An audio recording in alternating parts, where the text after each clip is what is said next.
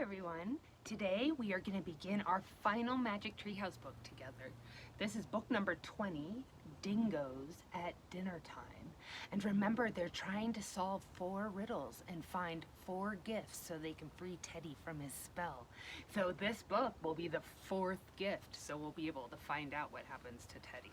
So here we go, book number 20, Dingoes at Dinner Time. Chapter 1, The Last Gift. Annie sat on the porch steps. She stared down the street at the Frog Creek woods. "Hey, Jack," she said. "Do you hear it?" Jack sat next to her. He was reading a book. "Hear what?" he said. "Teddy's calling us," said Annie. "You're kidding," said Jack. But he looked down the street and listened too. A faint bark came from the distance. "Arf! Arf!" A big smile crossed Jack's face. "You hear it," Annie said. "Yep," said Jack. "You're right. Time to go." He stood up and grabbed his backpack. "Be back soon," Annie shouted through the screen door. "Don't be late for dinner," their dad called. "We won't," said Jack. He and Annie ran down the street and into the Frog Creek woods. Soon they came to the tallest oak tree. There was the magic tree house. A little black nose stuck out of the window. "Hi, silly," Annie said. "We're coming." "Arf!" came a happy bark. Annie grabbed the rope ladder and started climbing up. Jack followed her up into the treehouse. A small dog sat in a circle of afternoon sunshine. His tail wagged. "Hi, Teddy," said Jack. Jack and Annie hugged Teddy, and the dog licked both of them. "Morgan's note is still here," said Annie. "Yep," said Jack. He knew the note by heart now. It said, "This little dog is under a spell and needs your help. To free him, you must be given 4 special things. A gift from a ship lost at sea. A gift from the prairie blue. A gift from a forest far away. A gift from a kangaroo. Be wise. Be brave. Be careful. Morgan." Beside the note were the gifts from their first 3 trips. They got a pocket watch from the Titanic, an eagle's feather from the prairie skies, and a lotus flower from a forest in India. "We just need to get a gift from a kangaroo," said Annie, "and Teddy will be free from his spell." "We must be going to Australia," said Jack. "That's where kangaroos live." "Cool," said Annie. Teddy whined and scratched at a book lying in the corner. Jack picked it up. "What did I tell ya?" he said. He showed the cover to Annie. The title was Adventure in Australia. "Great," said Annie. She looked at Teddy. "Ready to meet a kangaroo?" "Arf! Arf!" Jack opened the book. He found a page with small pictures of different animals and a big picture of a forest. Jack pointed at the forest. "I wish we could go there," he said. The wind started to blow. The treehouse started to spin. It spun faster and faster. Then everything was still. Absolutely still. Chapter 2, Sleepyhead. Jack opened his eyes. Glaring hot sunlight flooded into the treehouse. "Neat hats," said Annie. She and Jack were both wearing hats. "I think they'll protect us from the sun," said Jack. He and Annie looked out the window. Teddy looked out too. The treehouse had landed in a scrubby forest filled with droopy plants and dry brown trees. "Man, this place needs rain," said Jack.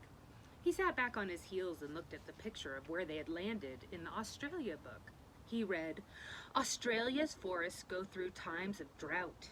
A drought is a long period of time without any rain. The same forest can be flooded by heavy rains at other times of the year." Jack pulled out his notebook and wrote, "Drought equals no rain." "Hey, Jack," said Annie. "Doesn't it smell like a cookout?" Jack sniffed the air. It did smell like a cookout. Jack looked out the window. A wisp of smoke floated above some trees in the distance. "Maybe people are camping over there," Jack said. "Let's go see," said Annie. Jack put his notebook and the Australia book into his backpack. "Put Teddy in there too," said Annie. Jack slipped the little dog into the pack. Then he followed Annie down the ladder. When they stepped onto the ground, the hot wind nearly blew their hats off. "The campers must be over there," said Annie.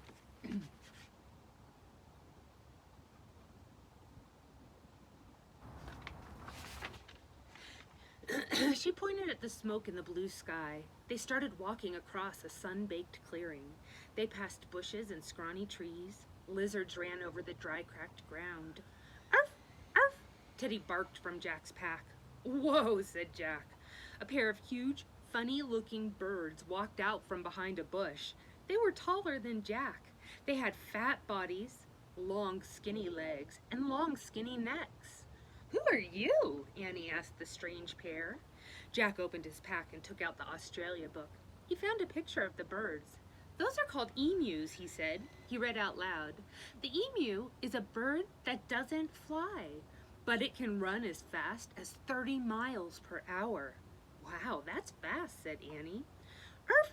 Teddy jumped out of Jack's backpack and barked at the strange birds.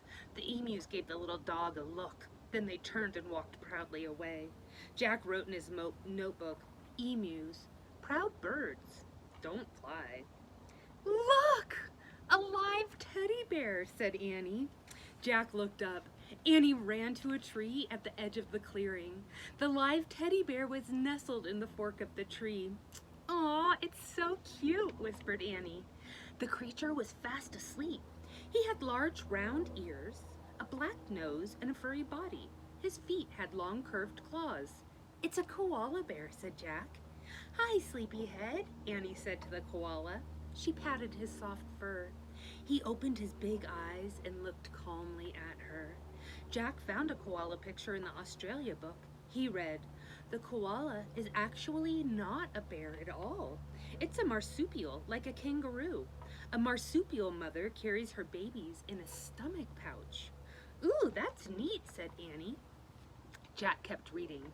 Koalas mostly eat the leaves of gum trees, so cutting down gum trees to clear land has hurt them. Wildfires are also a threat.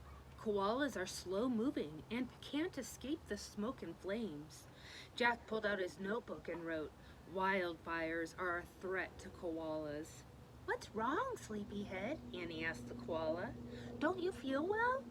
Don't worry, said Jack. Listen to this. He read more from the book. Koalas, just like kangaroos, are active at night and sleep during the day when the sun is hot. The name koala means no drink because koalas rarely drink water. They get moisture from the leaves they eat. Jack licked his lips. His mouth felt dry. Speaking of water, he said, I'm thirsty. Me too, said Annie. Teddy was panting as if he was thirsty also. Let's find those campers, said Jack, sighing. Maybe they can give us some water. Jack put Teddy back into his pack. He tucked the book under his arm in case he needed to look something up. They began walking again. Suddenly, there was a loud, harsh cackle. Yikes, said Annie. What was that, said Jack.